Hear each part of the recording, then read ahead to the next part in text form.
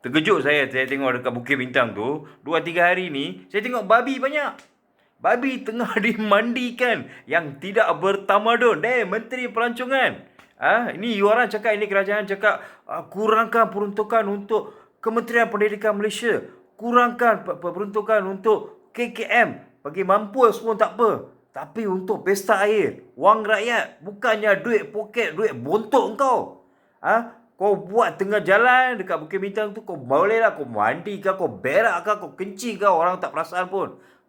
Tembak air. Yang ni ada makhluk-makhluk manusia yang tak ada guna, yang memang tak ada otak, tak ada pendirian. Tak tahulah ini Malaysia ke Thailand pun tak tahu. Dia pergi shoot. Ini semua orang yang tak ada mandi 3-4 hari ni, yang memang bau hancing, bau busuk, pergi kat sana. Tu saya tengok banyak sangat babi-babi yang seronok dekat Bukit Bintang tu. Ini terbaik lah. Inilah orang cakap. Lain kali, tolong jangan pilih pemimpin bekas atau aktif bermain belakang. Inilah masalah. Kalau kita pilih pemimpin yang luar tabi ini, inilah jadi. Sorry to say lah, orang dah bagi chance 3-4 tahun ni, kau menggalakkan budaya songsang kat Malaysia. Patutlah kat Malaysia ni kita tengok, ramai yang tak nak kahwin. Pasal yang guy sudah jadi gay.